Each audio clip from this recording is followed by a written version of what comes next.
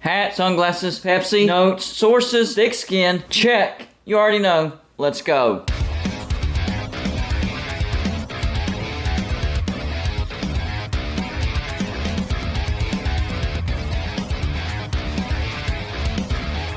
Welcome to Golden Blue today, everybody. This is a college football channel. So if you like college football, hit the like and subscribe button. It's that simple. Also, send gear to represent your team and be a part of my background forever. All you have to do is send it to P.O. Box 360, Liberty, South Carolina 29657. If you're an Oklahoma Sooners fan, you might want to shut your eyes or not watch this video because I'm going to be talking about how well USC has done this year. We are talking about the Pac-12 championship and Lincoln Riley doing miracles in Southern Cal. So the Pac-12 championship is going to be number 11 Utah, who's 9-3, going up against number 4 USC, who's 11-1. And oh yeah, their only loss was to Utah, but it was a road loss by 1 point. 43-42 was the final score of that game. It was a great game, back and forth. And that was a gutsy call by Utah to go for it for 2, just to end the game right then and there. And it worked. If it hadn't worked, USC would have won the game. So that was a gutsy call. Kudos to Utah for making that call. And that gave USC their only loss. So we're looking at a rematch in the Pac-12 championship. This sounds familiar. Oh yeah. Last year, the same thing happened between Oregon and Utah. And last year, Utah beat Oregon twice. So that old saying, it's very, very difficult to beat a good team twice in the same year. Well, Utah did it last year. They could do it again this year. Now, for Utah, their 3 losses. That first game at Florida, which I predicted, 29-26. And that was on Cameron Rising. They were within field goal range, and he tried to force a touchdown, and Florida intercepted, and Florida won that game. But it was a road game. First game of the year. Crazy atmosphere, and Florida didn't realize they sucked yet. So a lot of people predicted Utah to lose that game. They also lost at number 18, UCLA, 42-32. That's when people started believing my prediction that UCLA was going to be a good team this year. They didn't surprise me this year. Oh man, I didn't see UCLA being good this year. That's because you haven't been watching Golden Blue, dude. I nailed my prediction with UCLA. They also lost at number 12, Oregon, 20-17. Now, all of their good wins were close wins. They beat number 7, USC, 43-42. Then at Washington State, 21-17. Well, maybe the last one wasn't so close because they blew out Oregon State 42-16, and Oregon State is a good team. Cameron Rising, their quarterback, having a pretty good year. 219 for 330, that's 66.4%. He's thrown for 2,629 yards, 22 touchdowns, and 7 interceptions. His decision-making has gotten better throughout the year, but he still has those moments where you're like, whoa, that was a bad throw, man. Can't do that. You can't do that. You also have a decent running back, Tavion Thomas, 142 carries for 687 yards. 4.8 yards a carry and 7 touchdowns. But usually Utah relies on the run game. This year it's more of a passing team. Overall, they averaged 39.4 points per game. That's 10th. Who expected Utah to have a top 10 offense? That surprised me, not gonna lie. Great job, Utah. You're fielding a great offense, but you also have a good defense allowing 20.1 points per game, which is 19th in the nation. So elite offense and a pretty good defense as well. Now let's talk about USC. And Lincoln Riley took over a 4-8 USC. They were a bad team last year. They were averaging 28.7 points per game, which is 65th, and allowed 31.8 points per game, which is 103rd. I think we all knew that both of those numbers were going to go up, but we didn't realize just how much better they were going to be. Defense still needs a little bit of work, but it's still much better than last year. So for USC, of course, their only loss at number 20, Utah at the time, 43-42. They have a bunch of good wins, though. At Oregon State, 17-14. Washington State, 30-14. At number 16, UCLA, 48-45. And number 15, Notre Dame, 38-27. So they have been tested, and they have been proven. Their quarterback, Caleb Williams, Heisman Trophy contending Caleb Williams, 268 for 407. That's 65.8%. He's thrown for 3,712 yards, 34 touchdowns, and 3 interceptions. But they have a really good running back. And in my opinion, they should be giving him the rock more. Running back Travis Dye, 145 carries for 884 yards. That's 6.1 yards a carry and 9 touchdowns. This guy should be over 1,000 yards rushing. They're just not giving the ball to him enough for him to do that. He should be well over 1,000 yards rushing. So that one's a little bit baffling. I mean, I understand that Caleb Williams is a good quarterback, but you have a really good running back as well. Now, on the year, USC averages 42.5 points per game, which is 3rd in the nation. So they went from a terrible offense to an elite offense, a really good offense. They allowed 26.3 points per game, which is 61st. Like I said, they do have some work to do on defense, but it is better than last year. I still got to say it. Lincoln Riley has performed miracles at Southern Cal. I thought USC was going to be a much better team this year,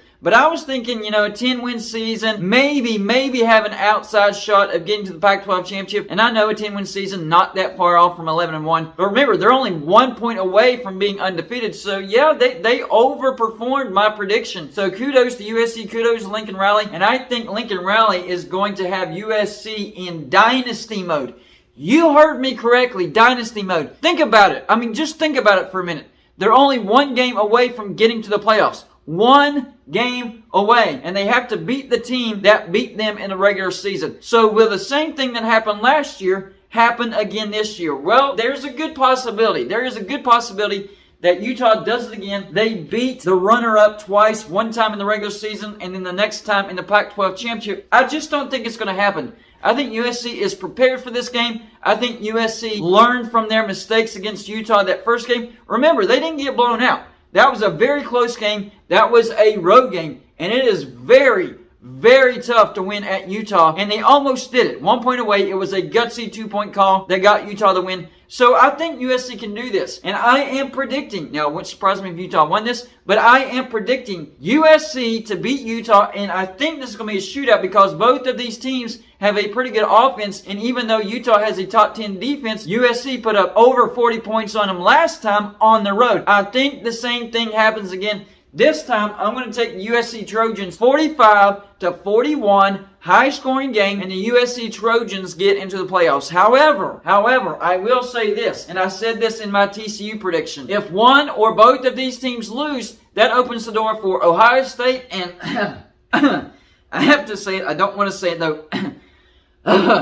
Alabama. Oh, that was difficult to say. Alabama. Yeah, Alabama has a shot. They're ranked above Tennessee in spite of having the same record as Tennessee and Tennessee owning the tiebreaker. Somebody explain that one. Well, Tennessee got blown out by South Carolina. I understand that, but South Carolina is a really good team. They have the same record, and Tennessee beat Alabama. So, no, that rationale doesn't cut it. I don't believe it. If anybody, Tennessee should have a shot, not Alabama. But even with that, no. In my opinion, Michigan and Georgia are locks. Win or lose, they are locks. Now for TCU, win and you're in for sure, but lose, you're not a lock. Now I disagree with that. I disagree with that 100%. I think TCU should be a lock no matter what. I think TCU should be a lock where they win or where they lose, depending on if they got absolutely blown out. But TCU should be a lock. I don't think that's the case. I think the playoff committee looks down on TCU, and the only reason they're ranked number 3 is because they're undefeated, and a lot of other teams lost the game. They needed other teams to not be undefeated to be in the top 4. So things fell their way, and they're in the top 4. You have to win that game, TCU, and I really feel like TCU could get upset by Kansas State. I hope I'm wrong, because if TCU loses,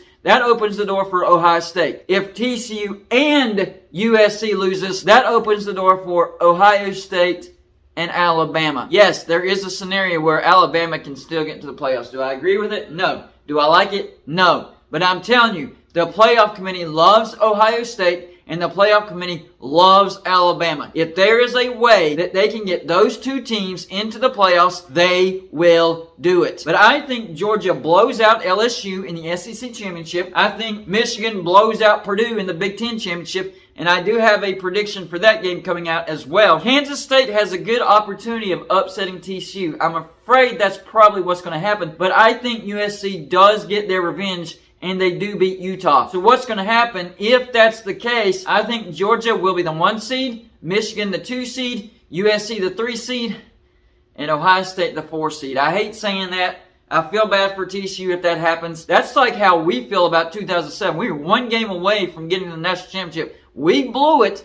TCU, I'm telling you, Kansas State is capable of beating you, and I have a prediction video on that as well, but hopefully you can pull it off. I'm rooting for you, TCU. I really am. I just think Kansas State gets it done, and I think the playoff committee is going to punish you for it. I really do. I think they'll allow Ohio State to get in. But what a big-time turnaround for USC. I am predicting USC to avenge their loss against Utah, but I'm telling you what, USC, listen to me right now. If you don't pull this off, the wrath of Gold and Blue Dude will pour down upon you. I will be extremely upset with you because you possibly could be opening the door for Alabama. Everybody needs you to beat Utah. Everybody. Get it done. So y'all let me know in the comments section. Number 1, do you think USC gets the revenge and they beat Utah? And number 2, if TCU and USC lose, do you think the playoff committee puts in Ohio State and Alabama instead? I just have this gut feeling that's what's going to happen if both of those teams lost. That's all I got for you for this show. Like and subscribe if you haven't already,